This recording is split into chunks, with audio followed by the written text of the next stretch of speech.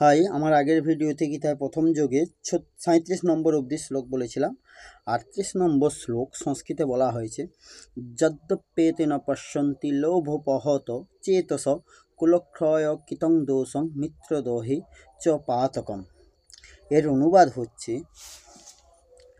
যদিও লোভবশত বিবেক বিবেচনা লুপ্ত দুর্যোধনাদি কুলনাশ করায় যে দোষ এবং মিত্রদের হিংসা করায় যে পাপ তা লক্ষ্য করছেন না, তবু হে জনার্দন, কুলনাশ করলে যে দোষ হয় আমরা তা সম্যকরূপে জেনেও কেন পাপ থেকে বিরত হব না। এর ব্যাখ্যা হচ্ছে, এতটা পেয়ে গেছি, আরও এতটাই এরকম যেন পেতে থাকি। এরূপ সম্পদ, জমি, গৃহ, সম্মান, প্রশংসা, পদমর্যাদা, অধিকার ইত্যাদির বৃদ্ধি পেতে থাকা বৃত্তির নাম লোভ। এই লোভ বৃত্তির জন্য দুর্যোধনাদির বিবেক লুপ্ত হয়েছে, যার জন্য তারা বিচার করতে পারছেন না যে রাজ্যের লাভের জন্য তারা এত বড় পাপ করতে যাচ্ছেন, আত্মীয়দের হত্যা করতে যাচ্ছেন। সেই রাজ্য তারা কতদিন ভোগ করবেন এবং তা সেগুলির সঙ্গে কতদিন থাকবেন? আমাদের জীবিত অবস্থায় যদি এই রাজ্য নাশ হয় তাহলে কি দশা হবে, এবং রাজ্য থাকতে যদি মৃত্যু হয় তাহলেও কি বা দশা হবে? কারণ মানুষ পারস্পরিক সংযোগে যতটা সুখ আনন্দ পায়, তাদের বিয়োগে ততটাই দুঃখ পেতে হয়। সংযোগের পরিণামগতভাবে তত সুখ হয় না যত দুঃখ বিয়োগে পেতে হয়। অর্থাৎ অন্তরে লোভ প্রবল হওয়ায় তারা রাজ্য ছাড়া আর কিছুই দেখতে পাচ্ছেন না। কুলক্ষয় করলে যে কি ভয়ঙ্কর পাপ হতে পারে তা তাদের নজরেই আসেনি। যেখানে যুদ্ধ হয় সেখানেই সময়, সম্পত্তি ও শক্তি হ্রাসপ্রাপ্ত হয়।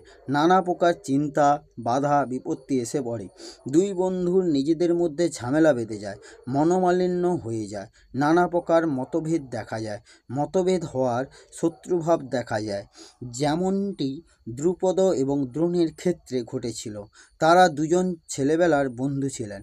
রাজ্যপ্রাপ্তির পর দ্রুপদ একদিন দ্রোণকে অপমান করে সেই বন্ধুত্ব নষ্ট করেন, এবং এর দ্বারা রাজা দ্রুপদ এবং দ্রোণাচার্যের মধ্যে বৈরিভাব জন্মায়। নিজের অপমানের প্রতিশোধ নেওয়ার জন্য দ্রোণ অর্জুনের সাহায্যে দ্রুপদকে পরাস্ত করে তার অর্ধেক রাজ্য দখল করেন। তাইতে দ্রুপদ দ্রোণাচার্যকে নাশ করার জন্য এক যজ্ঞ করালেন, যাতে ধৃষ্টদ্যুম্ন এবং দ্রৌপদী জন্ম নেন। এইরূপ মিত্রদের সঙ্গে শত্রুতা হলে কি কি ভীষণ পাপ হয়, ওরা তা দেখতে পাচ্ছেন। আর এর বিশেষ কথা হচ্ছে, এখন আমরা যে বস্তুর অভাব সেগুলি ছাড়াই আমাদের কার্য সম্পন্ন হচ্ছে, আমরা বেশ ভালোইভাবেই বেঁচে থাকি। কিন্তু যখন এই বস্তুগুলিকে একবার পেয়ে তারপর হারাতে হয়, তখন সেগুলির অভাব বড় পীড়াদায়ক হয়।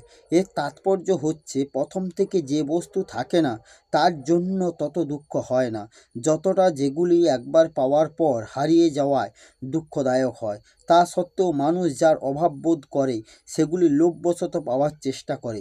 বিচার করলে দেখা যায় যে যে বস্তুর এখন অভাব আছে, পরে ভাগ্যানুসারে তার প্রাপ্তি ঘটলেও প্রকৃতপক্ষে তার অভাব থেকেই যায়। সুতরাং সেই একই অবস্থা হয় যা বস্তুগুলি পাওয়ার আগে ছিল। পরে লোভবশত সেই বস্তুগুলি পাওয়ার আশায় শুধু পরিশ্রমই করে যেতে হয়, দুঃখ ভোগ করতে হয়। সেই বস্তুগুলির প্রাপ্তিতে যে সুখানুভব হয় সেটির কারণ হলো লোভ। অন্তরের লোভরূপ দোষ যদি না থাকে তাহলে বস্তুগুলির প্রাপ্তিতে সুখানুভব হতে পারে না।